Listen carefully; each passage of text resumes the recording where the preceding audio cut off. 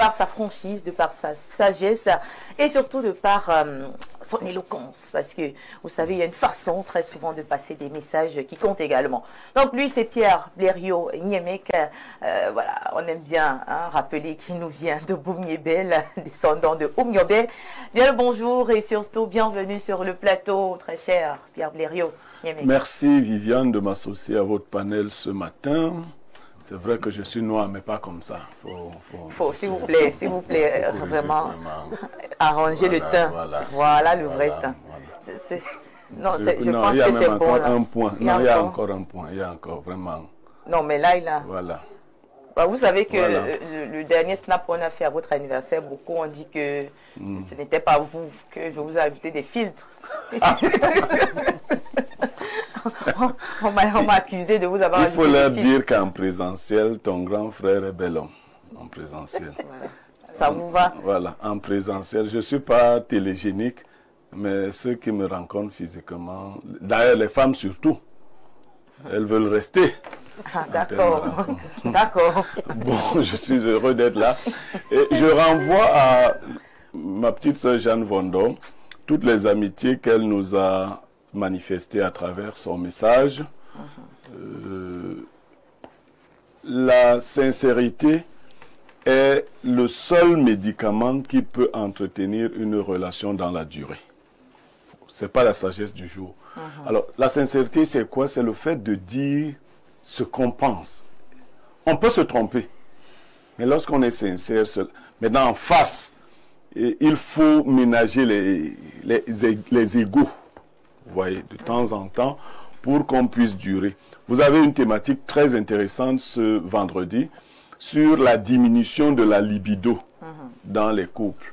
Docteur Olémé a commencé à en parler. Beaucoup de couples ont parlé de tout avant de se mettre ensemble, sauf de l'essentiel. Ah, c'est l'essentiel. C'est l'essentiel. C'est-à-dire, ça passe avant tout. Tout, c'est l'essentiel. D'accord. Ils se sont accordés sur l'argent, sur ceci, cela. Ils ont même parlé des enfants qu'ils auront, comment ils allaient... Le futur métier des enfants. Voilà. Mais ils n'ont pas parlé de ça. Ouais. Et l'hypocrisie sociale dans laquelle nous vivons fait que surtout les femmes ont de la peine à exprimer leurs vrais désirs. Ouais, j'ai une amie, je ne vais pas décrire son statut de peur qu'on la retrouve, mais elle m'a dit un jour, Blériot, quand je vais avec un homme, mon homme, je ne m'y mets pas à fond. L'homme avec lequel je veux. Je lui dis pourquoi. Elle dit que parce qu'il risque de me prendre pour une fille de rue, une prostituée. Parce que vous, les hommes, vous êtes malades. Dites que quand on te fait des choses comme on devrait te les faire, tu commences à dire, elle a appris ça où?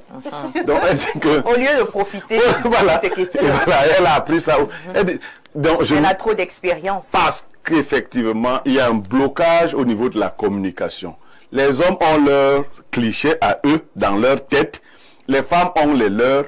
Et puis, il y a beaucoup de légendes. Il y a trop de choses qu'on dit sur le sexe qui ne sont pas vraies. On a même dit aux femmes des choses sur elles-mêmes qui ne sont pas vraies. Mais à force d'y croire, elles commencent à se comporter comme telles. Je vais sortir par un exemple. On a dit aux femmes qu'il y avait des femmes vaginales et des femmes clitoridiennes. Ce qui est faux. Ah bon? Oui, mais elles y croient, beaucoup y croient. C'est faux? Oui, l'organe de plaisir, c'est le clitoris. L'organe du plaisir dans votre corps, là, c'est le clitoris. Vous comprenez? Ça veut dire que lui, s'il est suffisamment excité, il vous produit du plaisir. Bon, c'est vrai que je ne suis pas placé. On n'est pas dans... Bon, mais le médecin saura... Non, l'organe du plaisir, il n'y a pas deux organes. Votre organe du plaisir, c'est le clitoris. Quand on veut couper le plaisir à une femme, qu'est-ce qu'on fait? On lui fait une excision. Maintenant, il y a une différence entre l'orgasme et la jouissance. Vous voyez? On peut jouir sans avoir l'orgasme. Donc, il y a plein de légendes et tout. Tape-moi fort, tape-moi fort, tape-moi fort. Quelqu'un a grandi dans tape-moi fort. Une fille. Vous avez été victime. Tape-moi fort, tape-moi fort. Vous avez été victime de... Non. Tape-moi fort. Donc, quand les gens ont ce genre de légende, vous rencontrez une femme, tape-moi fort. Non. Le secret du plaisir, c'est la douceur. Même les femmes qu'on a brutalisées pendant longtemps, le jour où elles découvrent la vraie douceur, elles se rendent compte qu'on y parvient sans brutalité. Okay. C'est là le secret. Okay. Maintenant, tape-moi fort, c'est le tout. Fais-moi le coup, Fais-moi. Il n'y a rien là-dedans. C'est le feu de paille. C'est le feu de paille.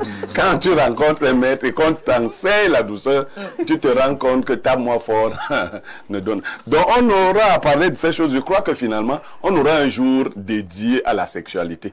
Parce que si le monde va mal, c'est parce que la sexualité se porte mal. Hein. Oui.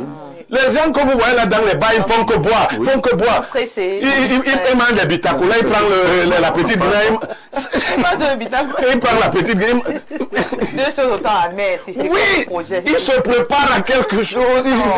Non. Bitacola, petite Guinness. Non, quand vous avez mangé le bitacola, la petite Guinness devient sucrée. Demandez aux experts. Donc, c'est que, non, il y a trop de problèmes. Les femmes que vous voyez nerveuses dans les lieux de service, qui ne sourient pas avec leurs collègues, non. Les gens que vous voyez marcher un peu trop raides là. C'est ça. Non, quand tu es à l'aise, tu marches, tu vois, tu dodelines, le corps bouge. Tu souris, tu as l'énergie, voilà, des enfants, voilà. Tu commences avec des activités au travail. Il y a le sourire. Bien sûr. Donc, on appelle les enfants par leur prénom. Voilà. Mais quand vous voyez que votre maman se lève, tu l'as été gros de tout le monde. Non, c'est...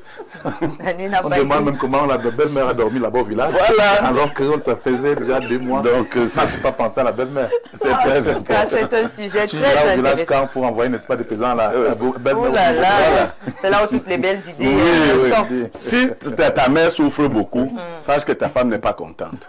Quand ta femme est contente, tu apprends seulement que les choses sont arrivées chez ta mère. Ok, c'est un conseil ce matin pour les couples qui nous regardent en ce moment. Merci d'être de plus en plus nombreux. Le panel, la question que je m'en vais vous poser est celle de savoir comment remédier donc à la perte de libido. Comment faire face à ce genre de situation? Alors, tous ceux qui ont parlé avant moi ont parlé des foyers modernes. Okay. Donc, on a exclu les foyers traditionnels.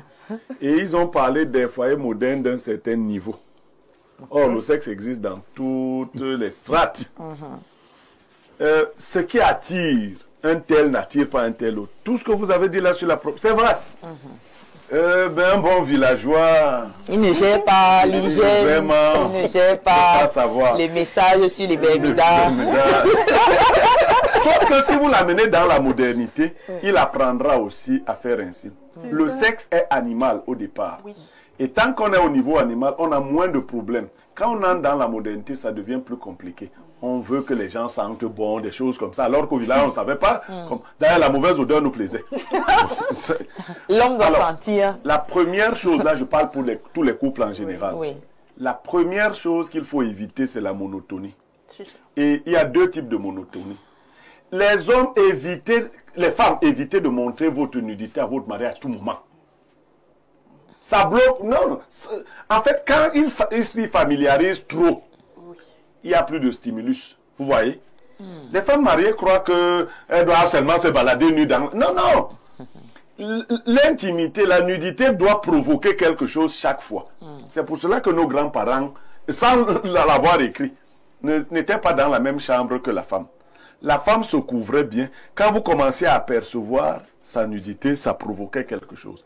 Et c'est un conseil à l'endroit des femmes qui aiment exposer leur féminité. Sachez que les hommes se rassasient avant de vous avoir mangé. Du coup, il n'y a plus beaucoup d'excitation. Donc, l'excitation vient de ce que c'est beau et c'est couvert. On découvre au fur et à mesure. Donc, moi, je conseille à mes femmes de ne pas se balader nues dans ma chambre. Faut que comme tu le conseilles, n'est-ce pas, de ne pas porter certains sous-vêtements qui sont le corps de là. Non, au contraire. Au contraire. Merci. Donc, il faut cette... La deuxième chose, l'utilisation des mêmes lieux pour la pratique du sexe tue la libido. Et le pire endroit pour faire l'amour, c'est le lit. Oui, bien sûr. Le pire endroit. Oui. Mais c'est la chambre conjugale. Non, je n'ai pas dit la chambre, le lit. Mais parce que c'est monotone. Le lit fatigue. Le lit, déjà, on n'a pas souvent des lits confortables pour la plupart. Le matelas entre ici, il sort là-bas. Non. Le lit, je vous assure, si vous voulez Quel est vraiment... donc l'endroit idéal? Non, les Il n'y a pas positions où d'endroit. on est en sécurité. d'endroit. Non, et il ne faut pas fixer. C'est pour ça que je dis qu'il faut varier les endroits. D'accord. C'est ça, c'est ça. Voilà, si vous êtes couché dans la chambre, je parle par exemple d'une chambre moderne, madame est aux toilettes, vous laissez qu'elle ait fini la première partie de la toilette, vous la retrouvez là-bas. D'accord. Vous travaillez. N'ayez pas des heures programmées. Ce sera à 20h30. Non. D'accord. Non, non. L'effet de surprise provoque Bien sûr. la libido. D'accord. Maintenant, le troisième élément, ils ont parlé de communication. C'est, moi j'appelle ça la connexion. Si vous n'êtes pas des gens connectés, si vous êtes en conflit permanent ou si vous stressez beaucoup, parce qu'il y a des gens, au lieu de faire l'amour, ils pensent aux dettes qu'il a. Non, non, non. À chaque chose, son temps. Même si je dois 1 milliard, quand je veux faire l'amour, je fais d'abord l'amour. Donc, il y en a qui mélangent. Il faut donc aider vos maris. Parce qu'il y a un mari, il rentre, il a des problèmes au boulot. Du coup, Même les épouses. même les époux, ils pensent qu'il ne peut plus faire ce qu'il a à faire. Il faut expliquer aux gens, là, il faut un suivi psychologique. D'accord. Dire que ceci va même te déstresser. Chaque chose a son temps. D'accord, merci beaucoup, très cher Valerio Niemec. La perte de désir sexuel est-il un problème voilà, traumatisme, hein, traumatisme sexuel. Vous avez peut-être Été été violé. victime d'un viol et tout. Dans ce cas, qu'est-ce que le partenaire doit faire? Non, chez les femmes, ça peut plonger les femmes dans une forme de frigidité. Il faut consulter. Il faut consulter. Parce que quand la femme est déjà frigide, il y en a même qui ne parlent pas de leur passé. Beaucoup de jeunes femmes ont, sinon été violées, failli être violées. Violées, oui, oui. Il y a eu des blocages. Leur rapport au Psychologique. sexe est devenu un rapport de peur. C'est vrai. Il faut consulter. C'est Sinon, maintenant, vous aviez posé une question au docteur. Oui. Vous avez parlé dans un langage fermé, Oui. alors que notre but est d'enseigner. Quand il n'y a pas satisfaction sexuelle, la partie qui n'est pas satisfaite se décourage au fur et à mesure. D'accord. C'est-à-dire que si tu prends ta femme, Oui. tu n'arrives pas, tu commences à t'excuser, ne sais même pas ce qui m'est arrivé. Oui, oui. Elle excuse la première Aujourd'hui. fois. 2 heures après, quand Après, tu c'est l'appelles, la- elle dit que tu connais ton truc là, non. Dès que tu vas commencer, tu vas tomber. D'accord. Donc vraiment, laissons tomber. D'accord. Il y a également un point très important, chère dame. On constate que les femmes, quand elles ne sont pas encore mariées, elles